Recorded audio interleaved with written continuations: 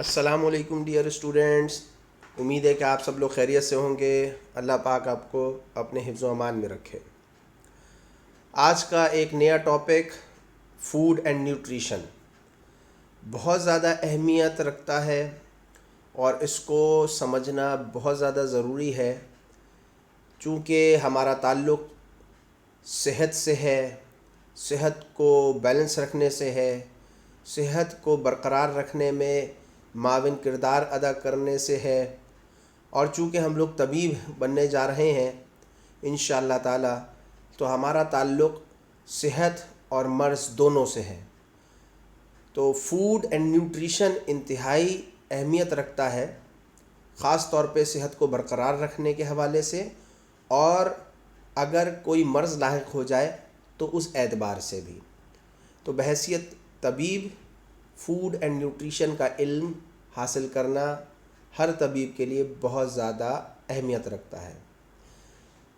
چلیں جی آغاز کرتے ہیں اور سمجھتے ہیں کہ فوڈ اینڈ نیوٹریشن سے مراد کیا ہے۔ فوڈ عام اصطلاح میں غذا کو کہا جاتا ہے، ہر کھانے پینے کی چیز جو کہ کھا لی جائے یا پی لی جائے اور اس کے بعد میں وہ جزو بدن بن جائے، یعنی جسم کا ایک حصہ بنے، اس کو ہم غذا کہیں گے۔ سادہ بات ہے، لیکن اس سادگی میں بھی بڑی گہرائی ہے۔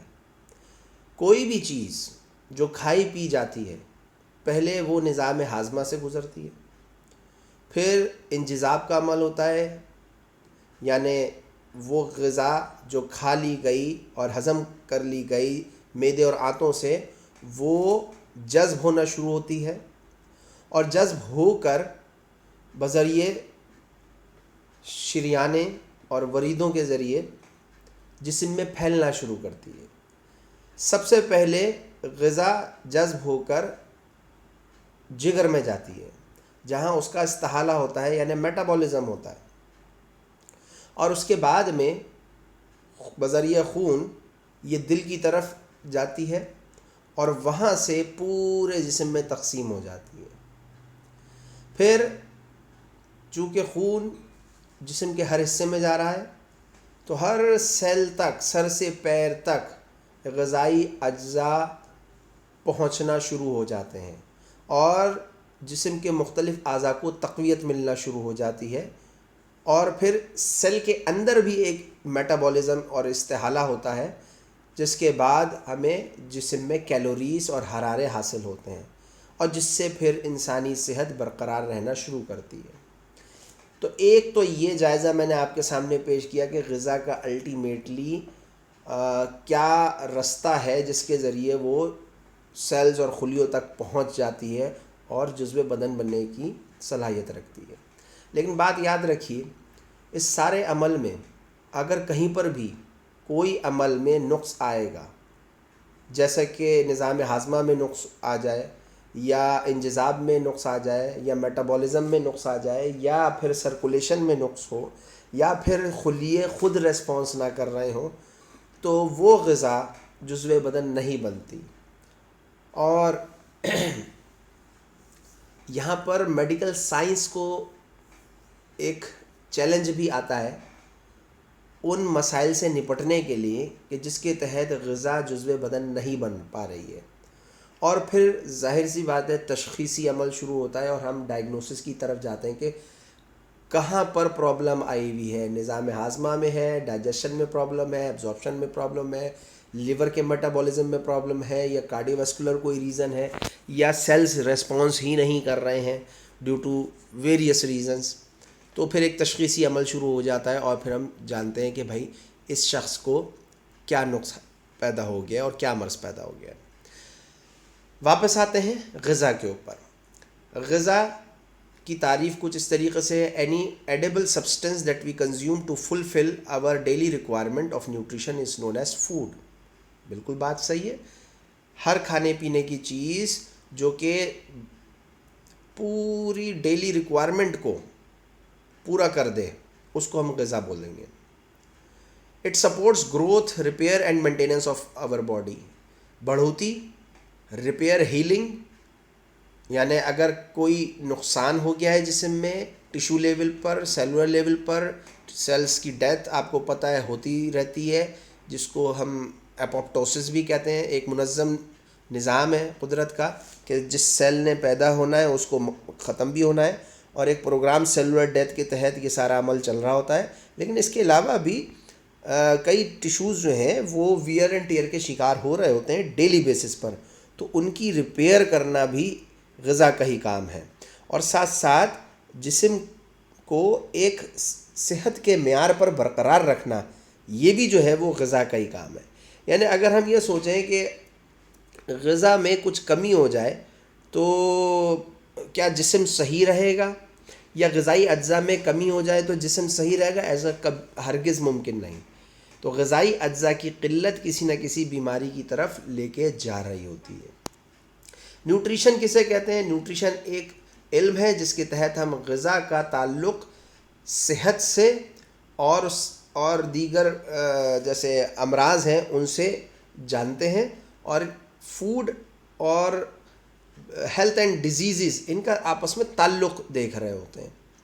اس کی چھوٹی سی مثال ایسے ہے کہ اگر ایک چھوٹا بچہ ہے جیسے انفنٹ ہے، نوزائیدہ بچہ، اب اس کو اگر چکن کی بوٹی کھلانا شروع کر دیں اور تصور یہ کریں کہ اس کی گروتھ ہونا شروع ہو جائے گی، تو یہ ناممکن ہے.